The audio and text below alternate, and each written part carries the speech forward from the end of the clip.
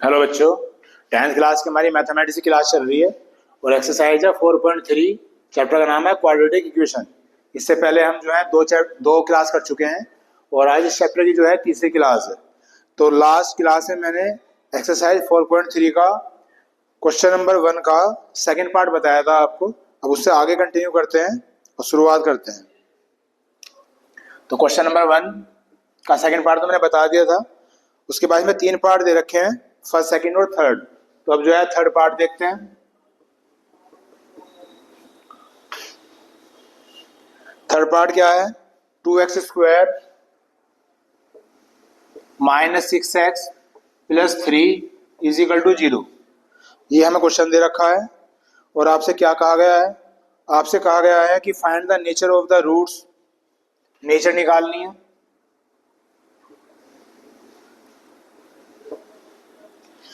और अगर real roots आ जाएं तो उन्हें फिर फाइंड भी करना है। अगर रियल रूट्स आ जाते हैं तो फिर उन्हें फाइंड भी करना है। ये है हमारा क्वेश्चन। जो सेकंड पीरियड है उसमें मैंने सब सिखाया था आपको, नेचर कैसे निकाली जाती है, उसके क्या फॉर्मूले हैं, डिस्क्रिमिनेंट क्या होता है, वो सब मैंने आपको बताया था। तो चलिए अब शुरुआत करते हैं। सबसे पहले जो इक्वेशन है इसका हम कंपेरिजन करेंगे जो स्टैंडर्ड इक्वेशन है उससे, ax² + bx + c = 0 से। तो a की वैल्यू क्या आ गई है? 2 आ गई है। b की वैल्यू क्या आ गई है? -6। और c की वैल्यू क्या आ गई है? 3। उसके बाद नेचर निकालने के लिए क्या निकाला जाता है? डिस्क्रिमिनेंट निकाला जाता है। तो डिस्क्रिमिनेंट का फॉर्मूला क्या बताया था?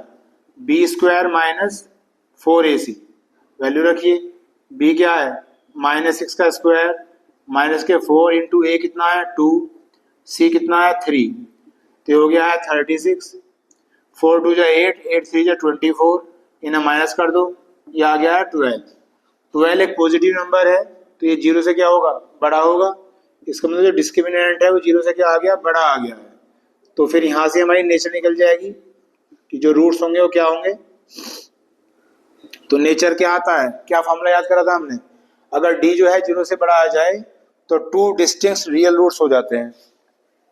2 डिस्टिंक्ट रियल रूट्स। 2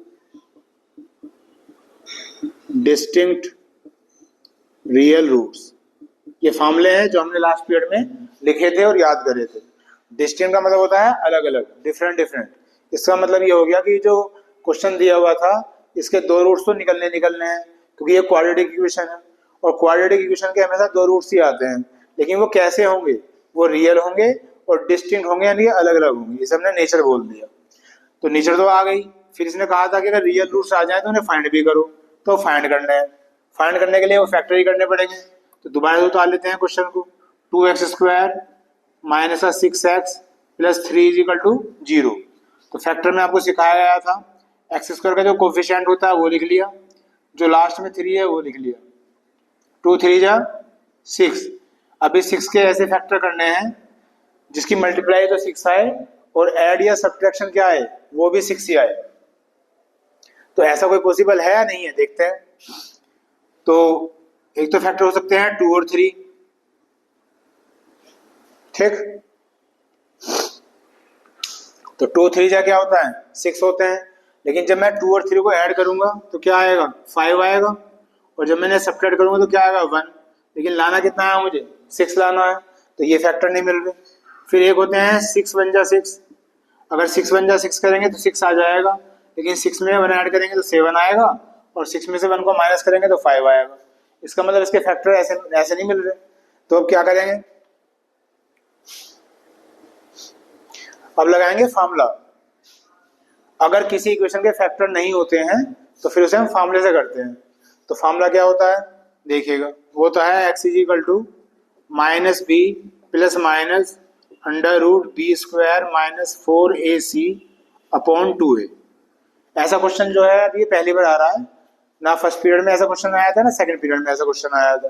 तो ध्यान से समझना, जितने भी अभी तक हमने क्वेश्चन करे हैं उन सबके फैक्टर हो गए थे और फैक्टर से हमारी वैल्यूज निकल गई थी, रूट्स निकल गए थे।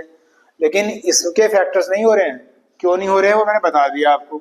तो अब जिस इक्वेशन के फैक्टर ना होते हों तो उसे हम फार्मूला मेथड से करते हैं। तो ये फार्मूला आपको याद करना पड़ेगा।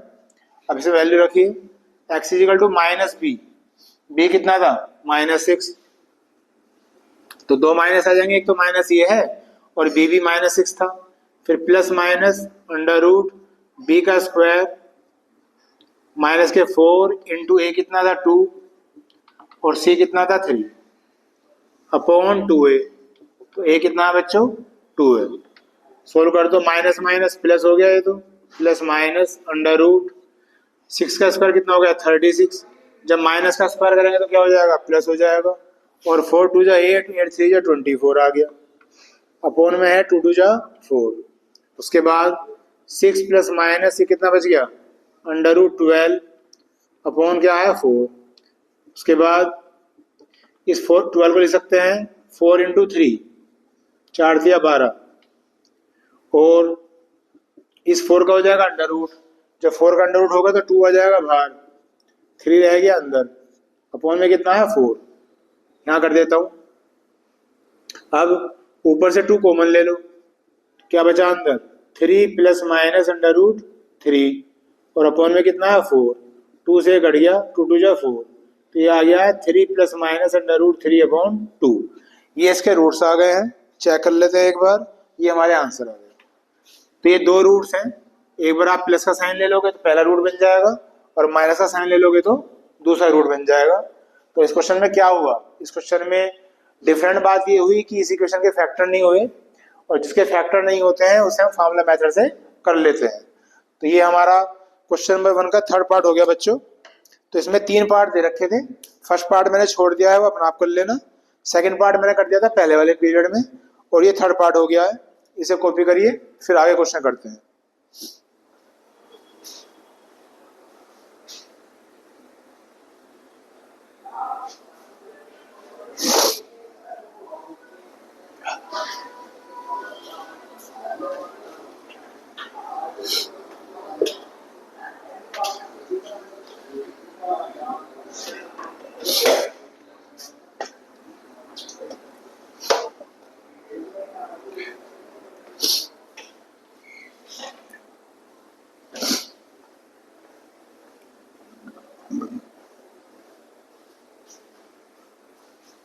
चलिए हो गया होगा, आया करते हैं।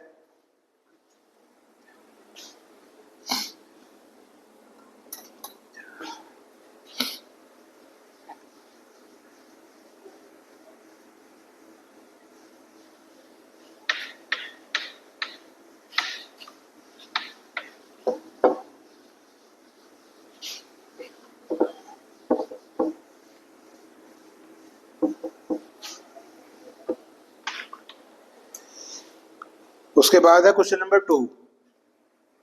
क्वेश्चन नंबर 2 में क्या कह रखा है देखते हैं। फाइंड द वैल्यूज ऑफ के, कहा है कि के की वैल्यू निकालनी है, तो के इक्वल टू क्वेश्चन मार्क लिख लिया। जैसे जैसे क्वेश्चन पढ़ते रहते हैं वैसे वैसे डिटेल बना लेनी चाहिए, ताकि हमारी समझ में आ जाए कि हमें क्या दे रखा है और हमें निकालना क्या है। If they have 2 equal roots, और यह लिख रखा है कि जो रूट्स हैं वो इक्वल है, इक्वल रूट्स। और क्वेश्चन नंबर 2 के जो है 2 पार्ट दे रखे हैं, तो मैं सेकंड पार्ट कर रहा हूं, फर्स्ट पार्ट अपना आप करना। सेकंड पार्ट क्या दे रखा है क्वेश्चन, के एक्स ब्रैकेट में x minus 2 plus 6 is equal to 0। Question दोबारा समझ लो क्या है, ये इक्वेशन दे रखी है, के की वैल्यू निकालनी है और जो उसके रूट्स हैं वो इक्वल है, ये भी हमें दे रखा है, गिवन है हमें ये भी, ठीक है। तो करते हैं स्टार्ट करने के लिए बस यही काफी है, इक्वल रूट्स। जब हमें क्वेश्चन में इक्वल रूट्स दे रखे होते हैं ना, तो डिस्क्रिमिनेंट की वैल्यू जो होती है 0 होती है, तो डिस्क्रिमिनेंट क्या हो जाएगा 0। ये क्वेश्चन यहाँ से स्टार्ट होगा, लेकिन पहले इसे सीक्वेंस में कर लो, के एक्स मल्टीप्लाई एक्स में करो तो ये हो गया है के एक्स स्क्वायर, फिर के एक्स मल्टीप्लाई 2 में करो तो ये हो गया माइनस 2 के एक्स, और प्लस का 6 इज इक्वल टू 0। अब इसका कंपैरिजन कर देंगे किससे, स्टैंडर्ड इक्वेशन से, a x square plus b x plus c is equal to 0 से। तो ए की वैल्यू क्या आ गई है के, बी की वैल्यू क्या आई है माइनस 2 के, और सी की वैल्यू क्या आई है 6। क्योंकि डिस्क्रिमिनेंट में एबीसी की वैल्यू तो चाहिए ना हमें रखने के लिए, अब डिस्क्रिमिनेंट का फॉर्मूला लगा दो, क्या होता है B square minus 4ac is equal to 0। तो b की वैल्यू क्या है -2k, माइनस के 4 इंटू ए कितना है k, c कितना है 6 इज इक्वल टू 0। इसका स्क्वायर कर दो तो माइनस का हो गया प्लस, 2 का हो गया 4, k square minus 4 6 24k is equal to 0। यहाँ से कॉमन ले लो, एक तो 4 आ रहा है कॉमन, एक आ रहा है k, तो यहाँ k बच गया और 4 6 24।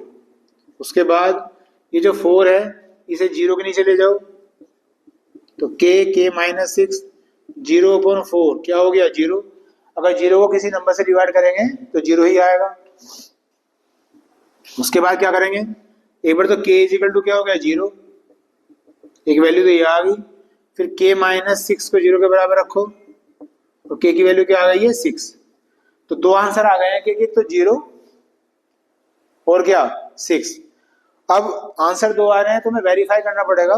मान लिया सपोज मैं k की वैल्यू 0 को मान के चल रहा हूँ और मैं वेरीफाई करना चाहता हूँ कि ये वैल्यू है या नहीं है, तो k की जो वैल्यू 0 है वो यहाँ रख देते हैं इस इक्वेशन में।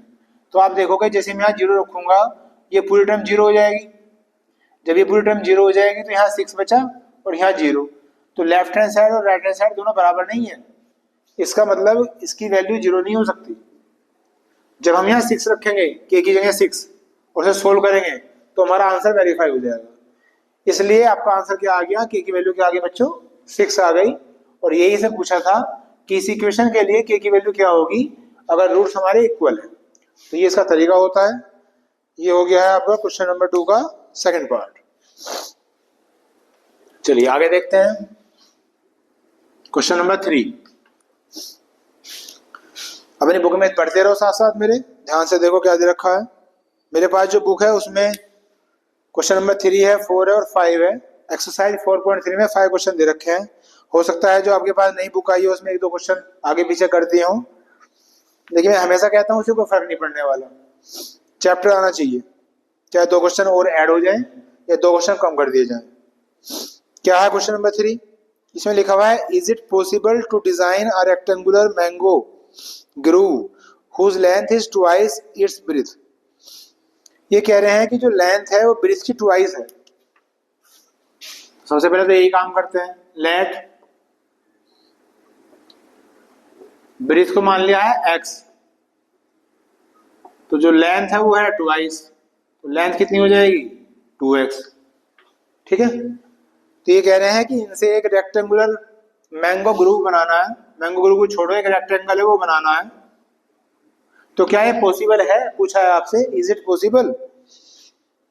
And the area is 800 metre square. Area दे रखा है 800 मीटर स्क्वायर। और इफ सो, अगर ये पॉसिबल हो तो लेंथ और ब्रेथ निकालो, लेंथ भी निकालो और ब्रेथ भी निकालो। ये क्वेश्चन है आपका। पहला क्वेश्चन समझ लेते हैं दोबारा से।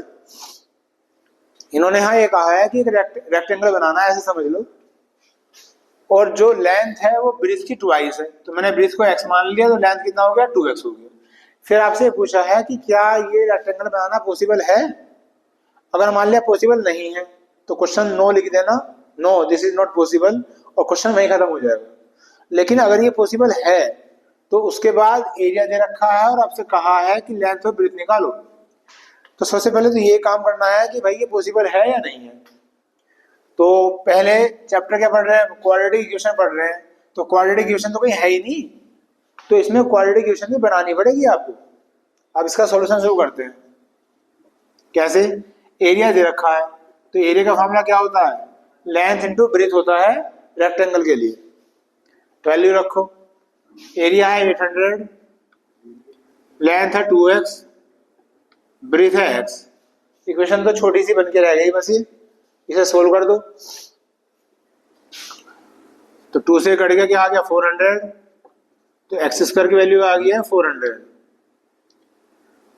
तो x कितना आ गया है √400, यानी कि x आ गया है 20।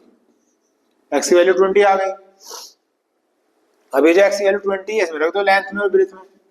तो लेंथ कितना था हमारा 2x था, तो 2 × 20, 22 जा 40, तो लेंथ तो आ गई है 40 मीटर और ब्रेथ कितना था x, और x की वैल्यू कितनी है 20। तो ये आ गया आंसर। तो उसने पूछा था इज इट पॉसिबल, तो ये हो गया कि हाँ दिस इज पॉसिबल, क्योंकि आराम से क्वेश्चन निकल के आ गया है। अगर हम 40 की मल्टीप्लाई 20 में करते हैं तो 40 20 क्या होता है 800, वेरीफाई भी कर रहा है तो ये पॉसिबल भी है। और हमने लेंथ ब्रेथ निकाल के भी रख दी है, लेंथ है 40 और ब्रेथ है 20। ये आ गया है हमारा आंसर। करिए कॉपी करिए इसे।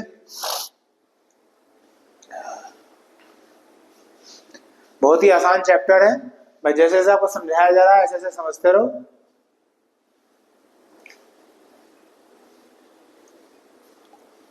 चलिए मैं शेयर कर देता हूं इसमें।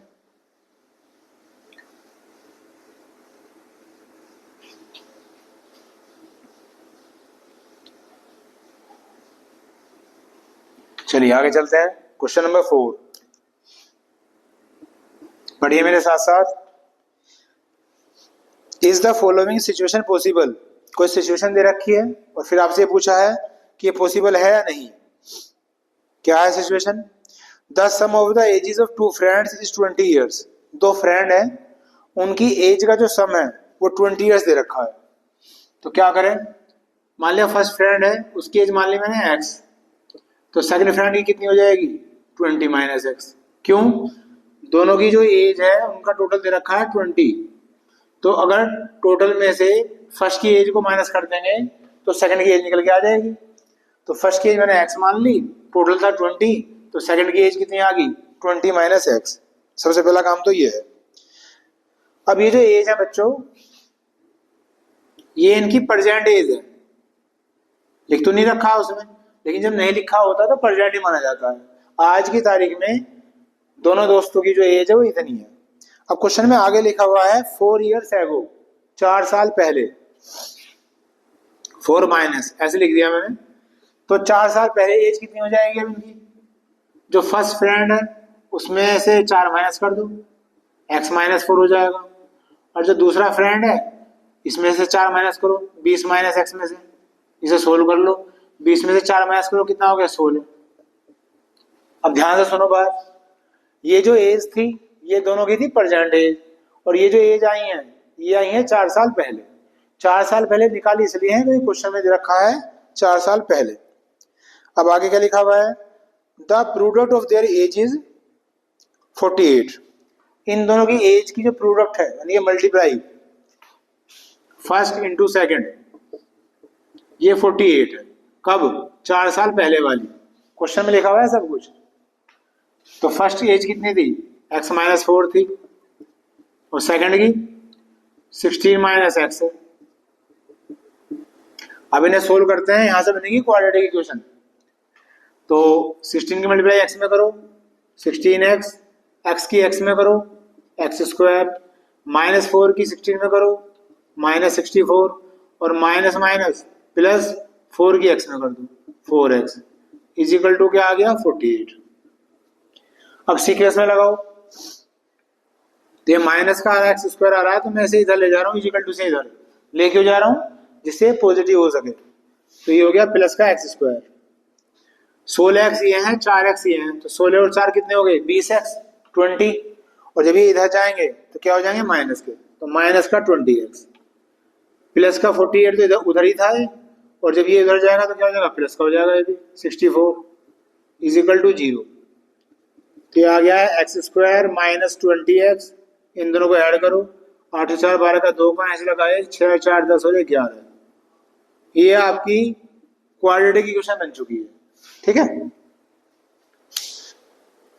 अब इसमें भी ये पूछा था कि भाई ये सिचुएशन पॉसिबल है या नहीं है, तो डिस्क्रिमिनेंट निकाल लेते हैं इसमें। क्यों? क्योंकि क्वाड्रेटिक इक्वेशन पूरी बन गई है।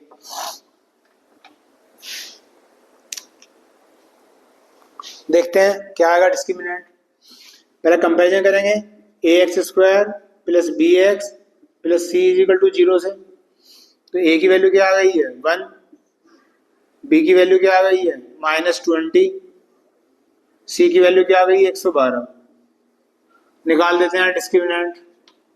अब अगर कोई आप में से ये सोच रहा हो कि भाई डिस्क्रिमिनेंट क्यों निकाल रहे हो, तो वो पूछा ना कि पॉसिबल है या नहीं है, वो डी से निकलेगा।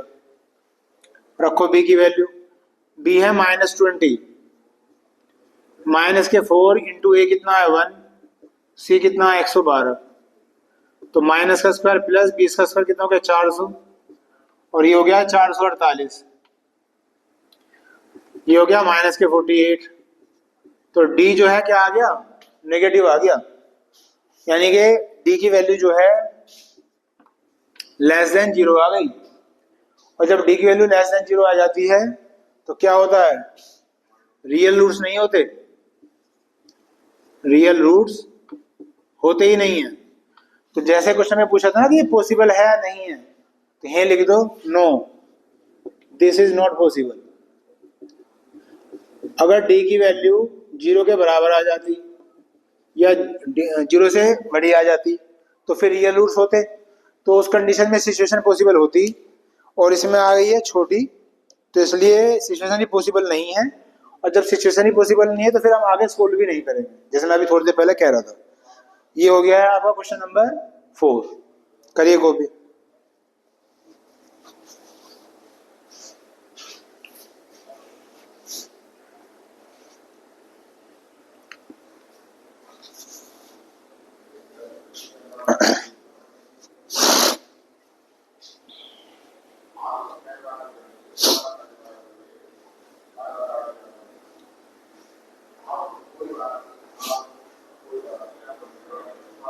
भैया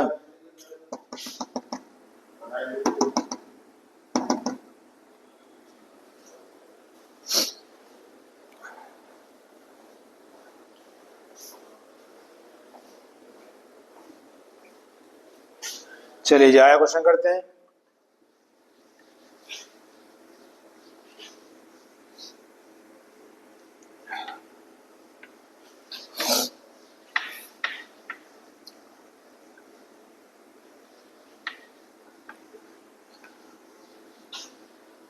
उसके बाद है क्वेश्चन नंबर 5, जो लास्ट क्वेश्चन है इस एक्सरसाइज का।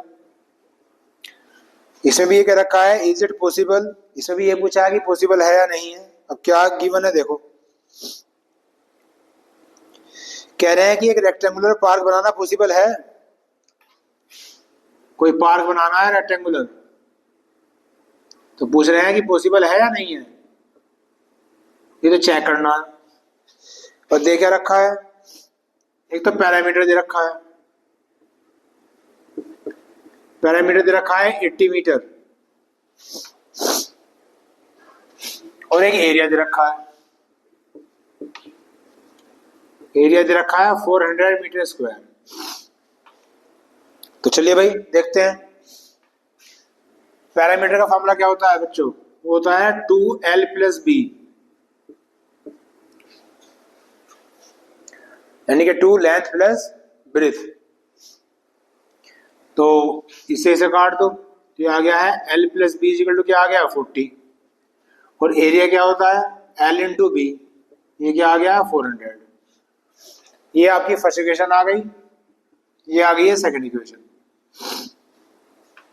अब क्या करा जाए, करा ये जाए कि अपने पास से लेंथ को मैंने x मान लिया, तो ब्रेथ कितना हो जाएगा 40 - x, कुछ नया नहीं है, वही है, दोनों का सम 40 था ना, तो अगर मैं एक को x मान लूंगा तो दूसरा हो जाएगा 40 - x, चाहे वैल्यू रख लो, l की जगह जब x रखोगे तो इधर आगे क्या हो जाएगा माइनस हो जाएगा।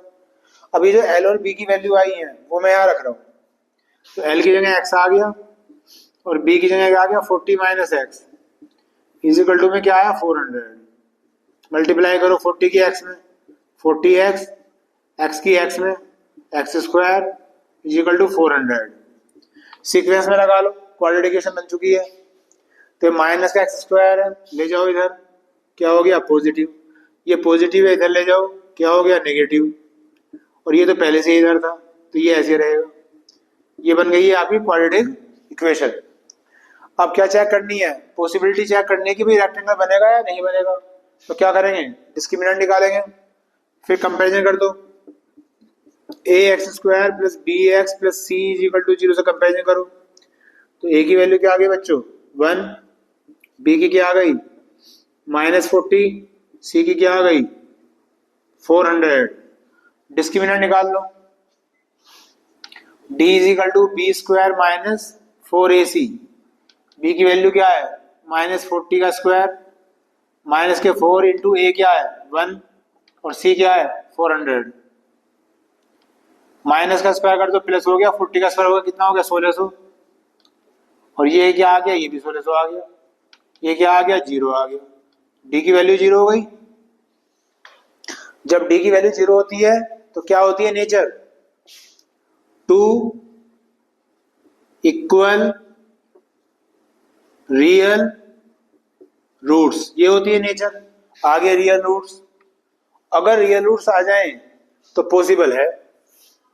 अभी थोड़ी देर पहले मैंने ये कहा था, इससे पहले वाले क्वेश्चन में रियल रूट्स नहीं आए थे तो क्या कह दिया था नॉट पॉसिबल, और अभी रियल रूट्स आ गए तो पॉसिबल है, और पॉसिबल है तो फिर उनकी वैल्यू भी निकालनी पड़ेगी।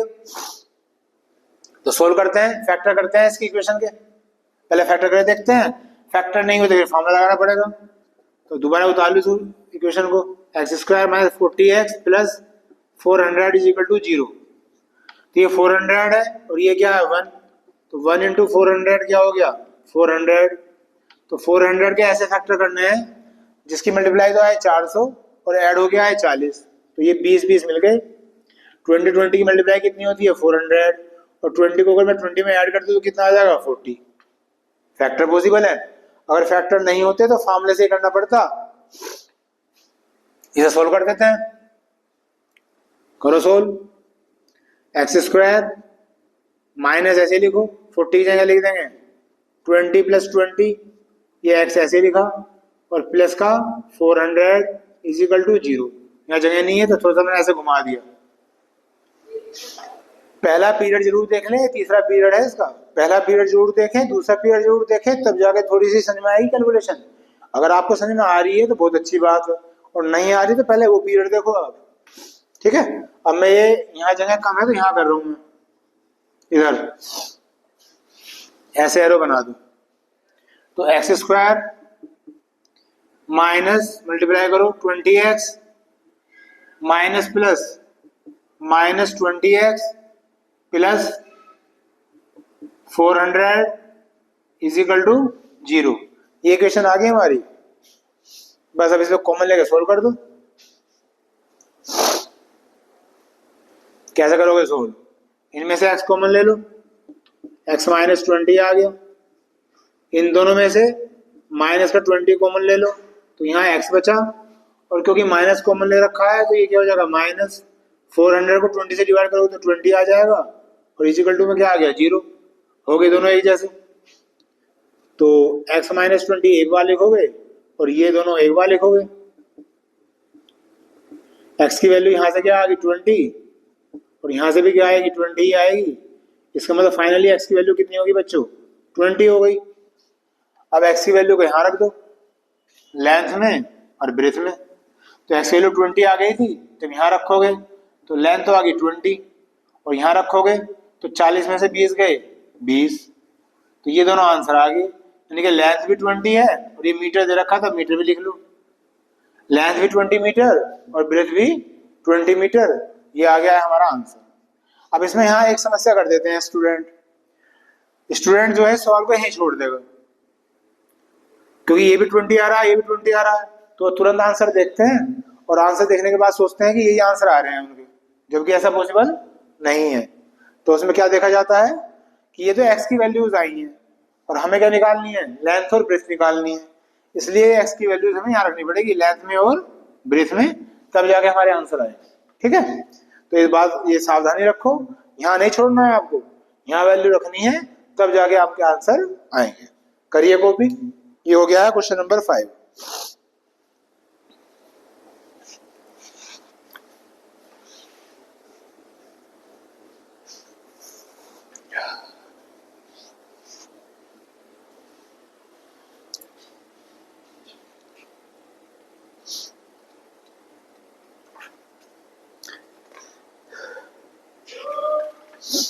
ठीक है बच्चों, बाकी जो इस चैप्टर में 3 एक्सरसाइज दे रखी थी 4.1, 4.2 और 4.3, तीनों एक्सरसाइज मैंने समझा दी है आपको। उम्मीद करता हूँ आपको बहुत अच्छी तरह समझ में आया होगा। और आज ये हमारा चैप्टर पूरा हो गया है 10th क्लास के लिए, क्या क्वाड्रेटिक इक्वेशन। ठीक, अभी हमने 2 चैप्टर पूरे करे हैं, एक तो करा है अरिथमेटिक प्रोग्रेशन और अब हो गया है क्वाड्रेटिक इक्वेशन। अब जो और चैप्टर बच रहे हैं जैसे रियल नंबर है, पोलिनोमियल है, ट्रायंगल है, सर्किल है ना, ज्योमेट्री है, ये सब भी फटाफट पूरे करने हैं और आप देखते रहो, समझते रहो। बाकी आज के लिए इतना ही काफी है। जल्दी ही नेक्स्ट वीडियो में मुलाकात होगी आपसे, तब तक के लिए बाय।